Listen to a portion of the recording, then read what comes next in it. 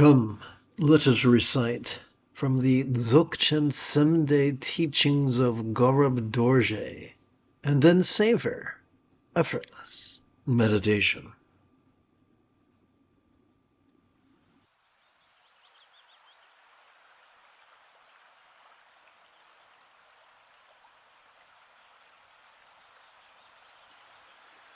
Pure and impure are integrated and inseparable. The light of purity that shines unobstructed, and the ignorance that does not distinguish between forms, are both beyond thinking. Pristine awareness dwells as the supreme meditation, obscured by the changing state of its own nature.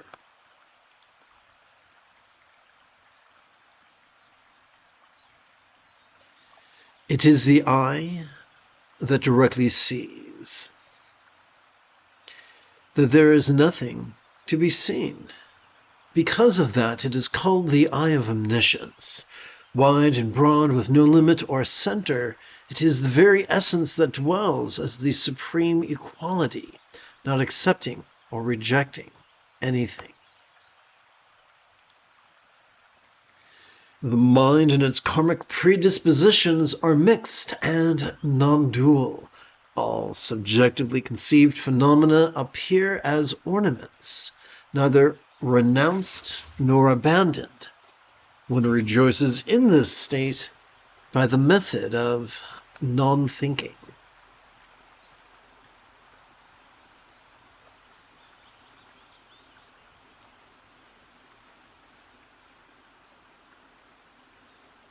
When one enters into the path of perfect purity, one attains the mastery of supreme equality. There are negative deeds that are abandoned by all as harmful, such as the 5 obscurations and the 5 deadly sins. However, on this path, nothing is avoided or given up, such as mental formations and the like.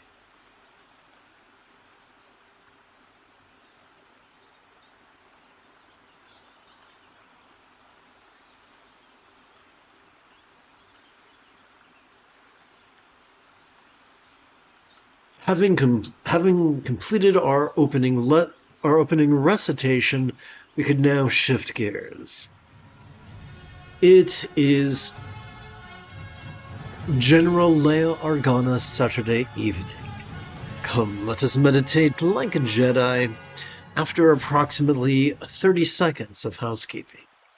This is the Dzogchen 7-day Lama Jigme Gyatso of the Buddha Joy Meditation School. For more than 30 years, I've harnessed my autistic special interests as well as my ADHD hyperfocus to spend about 8 hours a day, almost every day, studying, practicing, mastering, and reverse engineering the teachings and techniques of each school of meditation so that I could become your personal, nerdy, neurodivergent guide to nirvana. Welcome, my friends, to meditate like a Jedi, which is made possible due to the generosity of viewers just like you.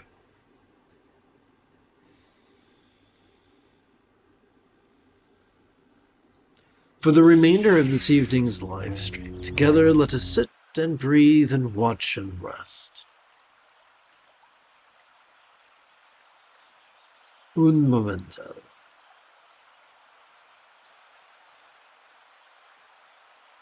Neuroscience reminds us that when we actively focus and actively analyze independence, in reliance upon our dorsolateral and medial prefrontal cortex, we can overwork those areas. We can overburden those areas. We can exhaust the front of our brain to the point of presenting with symptoms of depression, no less triggering our amygdala the seat of anxiety and aggression. Fortunately, neither the amygdala nor the prefrontal cortex constitute the entirety of our central nervous system. Consider, if you please, the humble spinal cord. Every time we inhale, we have evolved to automatically access the middle bit of our spinal cord known as the sympathetic nervous system. It has evolved to help us to notice in a very special way, to help us to notice vulnerably, passively, viscerally, randomly, and fleetingly, to help us to notice mind's antics of perception, emotion, intention, cognition, recollection, and imagination, to help us notice all manner of phenomena, from the external to the internal, from the physical to the mental, from the pleasurable to the painful, from the interesting to the boring, from the glorious to the grotesque. This, of course, raises an important question. What are we to do with that which we notice? The answer is mind-blowingly simple, yet not obvious.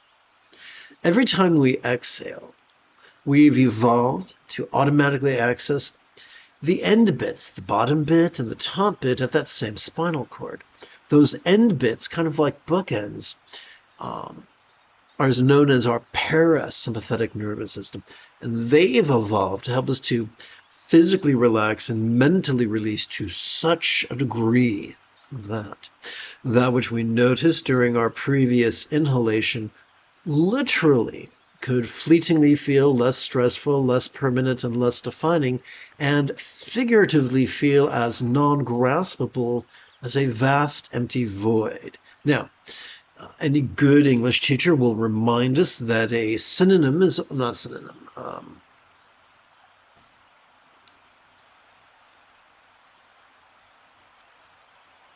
I'm confused. Is it a synonym I want to use, or homonym, or it's like a metaphor, but we use the word like or as. Is that a synonym? Simile. Woo! I really had to squeeze my brain. Oh my goodness. Brain damage ain't fun. Okay. The test, a simile is only as effective as it is relatable. Therefore, we have to ask the question, what? What is a real-world example of a non-graspable, vast empty void? Well, how about the illusion of the infinite azure sky on a bright and beautiful cloudless morn, which, although could be tantalizing or could look tantalizing to the eye, feels non-graspable to the hand. So, in other words, as we relax into our exhalation, there's a fleeting experience that things are not the way they seem. That is what some people call a pattern interrupt, and it can free us from being a puppet to our survival drives. Survival drives are great if you're defending orphans from a bear. But if we are constantly ruled by our survival impulses, they will mess things up. This is the liberation the Buddha offers us, not liberation from perceiving uncomfortable things, but from being controlled by our impulses. So, how do we do that? It would be nice to have a hook to hang our hat on, and here it is. Every time we feel our chest swell in with inhalation, we could silently and mentally recite the verb watch, for that is all that mindfulness is, watching mind's antics. Every time we feel our chest subtly sink as we exhale, we could silently and mentally recite the verb rest, for that is all that meditation is, resting in mind's non-graspable nature. So for the remainder of, got to push the right button in the right sequence, which is always challenging. So for the remainder of this evening's live stream, let us sit and breathe and watch and rest in harmony with our inhalations and our exhalations. Good news, you're not in this by yourself. The moment you have a specific question about Buddhist meditation or philosophy, do not hesitate to type your question in great detail in the chat window. For I tend to check for questions about every 15 minutes or so. Let's dig in.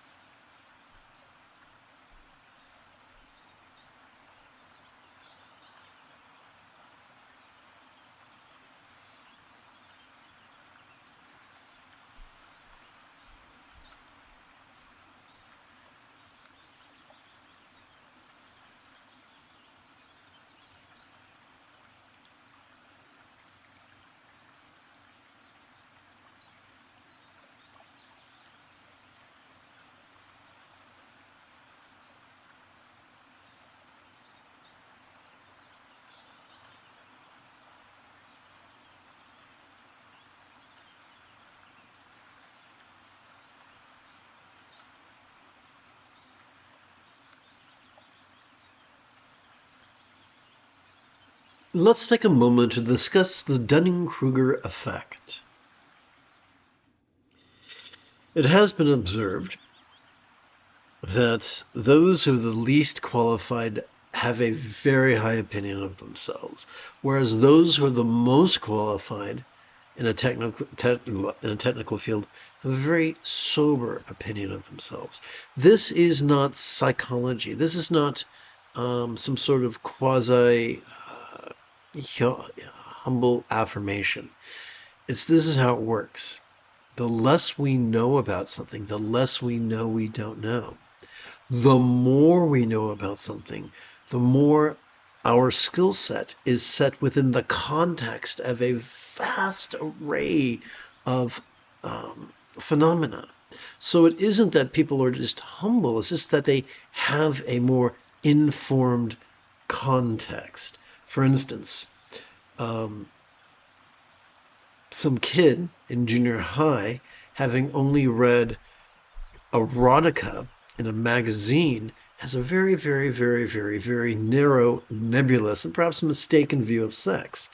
Whereas an adult who has survived their teens and their 20s and had all kinds of romantic experiences has a more nuanced and broader understanding of sex.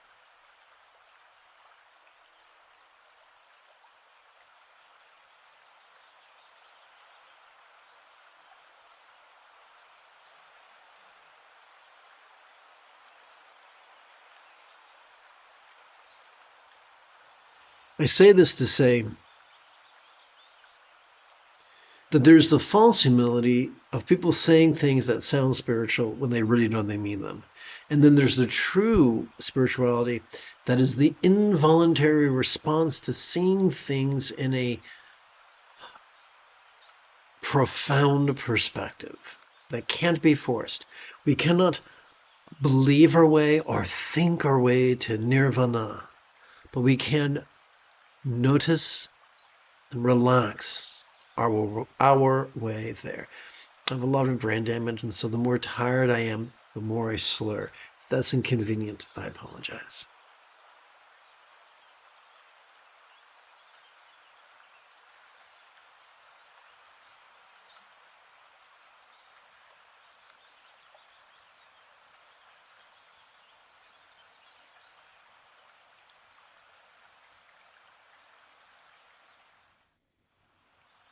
If you just tuned in, as we inhale, we're going to silently and mentally recite watch. As we exhale, we're going to silently and mentally recite rest.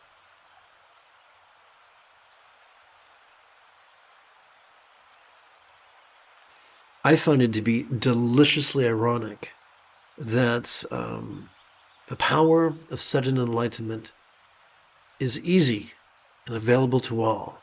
It's profoundly egalitarian, whereas the gradual path is a dead end masquerading as a shortcut.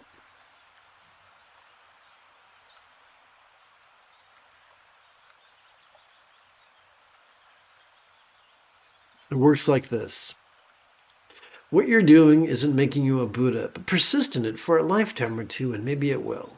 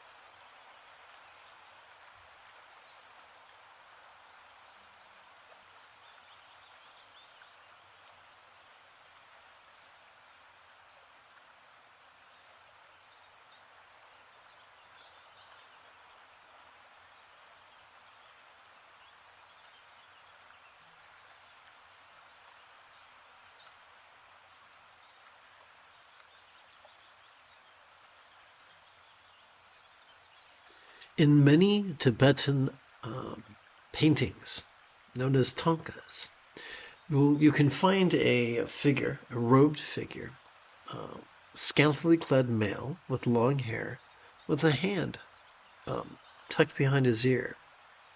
And that is described as Mila listening to the whispers of the Dharmakaya, which is a deliciously poetic way of describing the experience we're in. The more we consistently train with watching and resting, the more heightened and sharpened our intuition becomes. It doesn't necessarily give us winning lottery numbers, but it does help us to grow and evolve.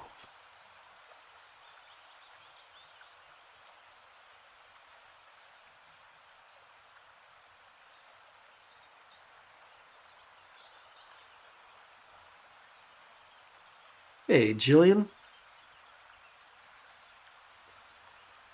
type whatever questions you have pertaining to meditation.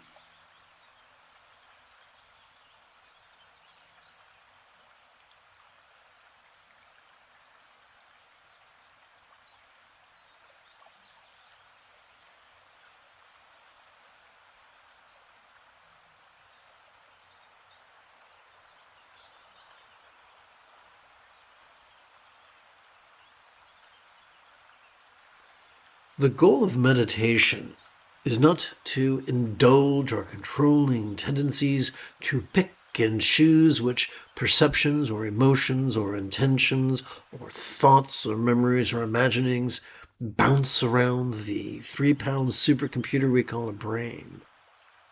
Au contraire. The goal of mindfulness and meditation is just to get so good at noticing and relaxing, as well as loving and flowing, that we do so spontaneously, habitually, easily, and effectively. And it could be mastered in as little as 7 days. That's pretty sudden.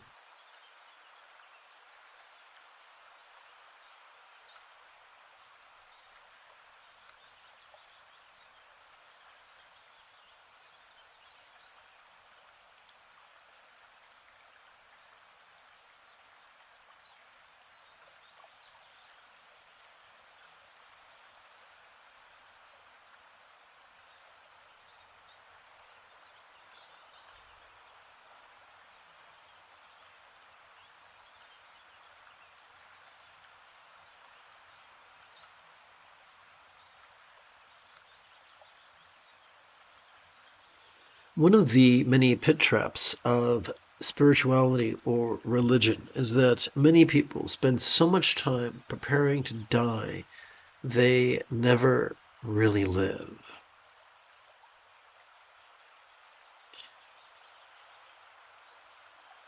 The barometer of our mindfulness meditation is not how uptight and cranky we are. Au contraire. The barometer is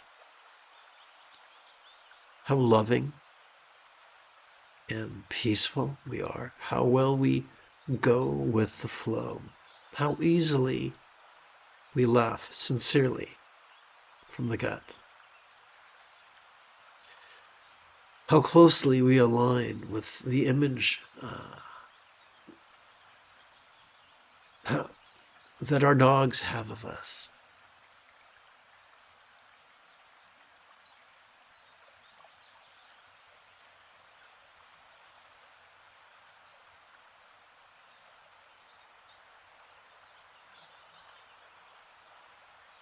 You've heard the phrase, the lunatics have taken over the asylum. In various books purporting to be histories of Buddhism, a tale is told, or perhaps a fable, that the Buddha had a foolish cousin named Devadatta, who was pretty horrible. And where the Buddha was flexible, loving, rational, laid back, egalitarian, lucid, cooperative, and kind, Devadatta was the opposite. Rigid, fearful, superstitious, controlling, elitist, cryptic, competitive, and cruel. But he was a charming son of a gun. And he was able to use manipulation to divide the Buddha's Sangha, steal half his students, steal half his patrons. He couldn't keep them, but he was able to take them. He was able to mess things up. So these are the knuckleheads we see, like moths drawn to flames. These knuckleheads are drawn to positions of authority and prestige and power. These are the people who will, like the protagonist in, oh gosh, what was that thing on Netflix where Kevin Spacey was in it before the whole, before all that stuff came to light? Frank something. Frank schemed and did every dirty trick to acquire a position of power. And once he was there, he couldn't do anything with it. He was terribly frustrated.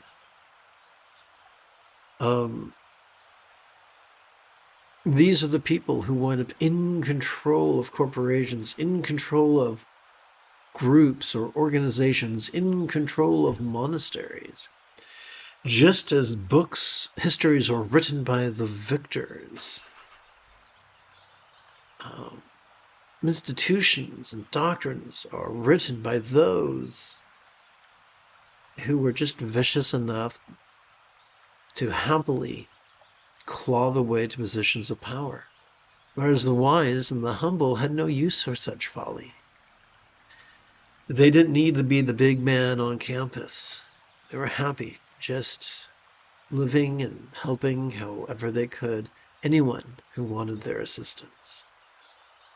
And so there is a lot of books out there which are written from the perspective of being rigid and fearful and superstitious and controlling and elitist. And it's heartbreaking. It's very heartbreaking. But if you persist, you can find teachers who are the opposite.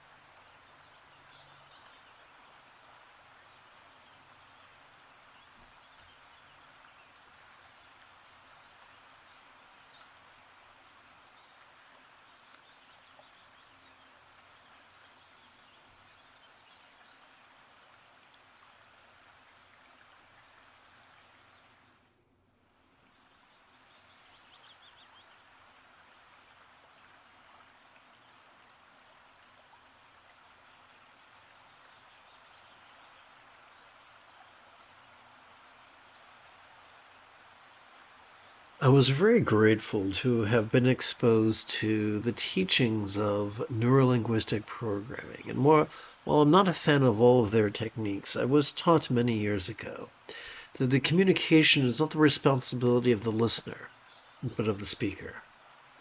Therefore, there is no such thing as misunderstanding, but poorly communicating.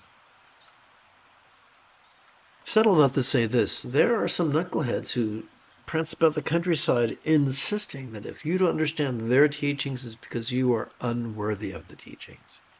Malarkey. Malarkey.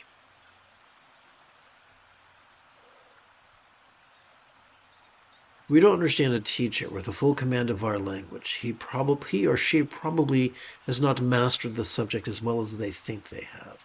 They're just parroting words that other people have parroted for a very long time. In his commentary to Essence of Refined Gold, the 14th Dalai Lama of Tibet insisted that it was the abuse of the guru-student relationship that caused the downfall of Buddhism in India, and that it looms as a threat wherever it is taught. Which is shocking words from a religious leader of the Tibetan government in exile. But there you have it. Even the Dalai Lama recognizes that those who would demand that others just believe them and obey them blindly do more harm than good.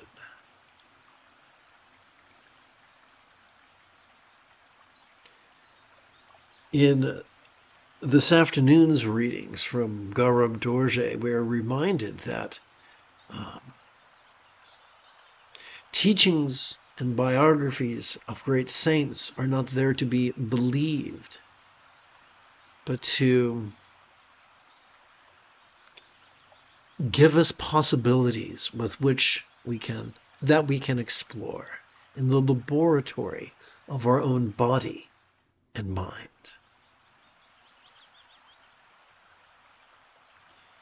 If you, like me, are prone to arthritis, feel free to gently adjust your legs every 15 minutes or so. I assure you, bone spurs don't help. We ignore our body at our peril.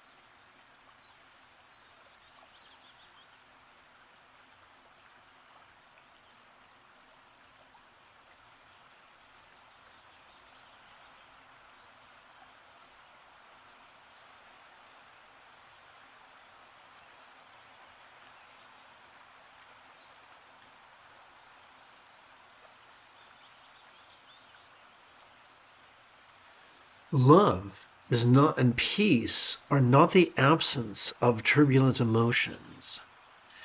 They are the carrier wave that remains. Anger can come and go. Fear can come and go. But love is that which persists in wishing others well. It's not emotional, it's intentional, which is a different mechanism. Emotion and volition are two different things. Same thing with peace. We can feel the full spectrum of human emotions, but to maintain the wherewithal to notice them and relax, that's peace.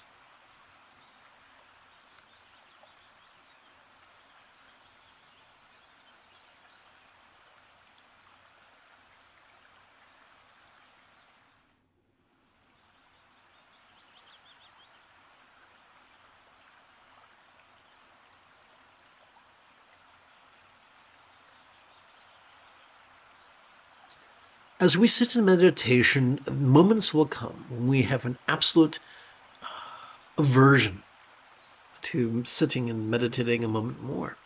What are we to do? Do we completely acquiesce to that whim on one hand? On the other hand, do we just gut it through, make a face like we've been sucking lemons? Or is there a middle path? The answer is yes, there is a middle path. As we breathe in, we can observe what we're thinking, what we're feeling, emotionally and physically. As we exhale, we can rest and relax. That will not make those thoughts, those emotions, and those impulses go away, but they will feel less sticky, less compelling. It will not undermine our intuition, it will strengthen it, and will help us to see the difference between impulse and intuition.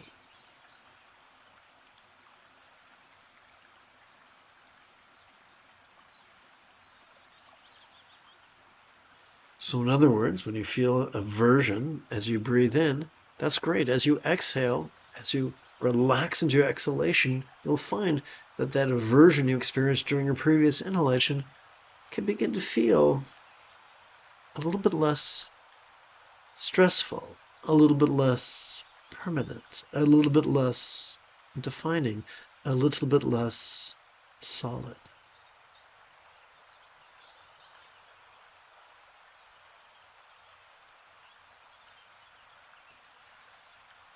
A handful of weeks ago, I was having oral surgery, which was complicated by some of my disabilities. It was a situation where I could not escape from. I had to endure it. Watching and resting did not make the pain go away, but it made it survivable. It made it doable.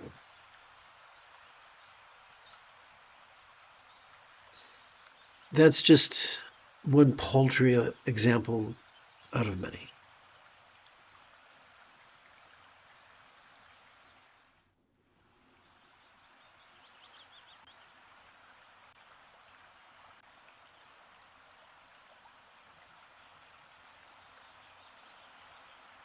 Watching and resting are completely different than self-talk. Self-talk is taking a platitude and repeating it and trying to reason our way out of an emotion. But that's a great way to exhaust our prefrontal cortex. We did not evolve the prefrontal cortex to argue with our emotions. We did evolve our central nervous system, our autonomic nervous system, to watch and rest and notice and relax.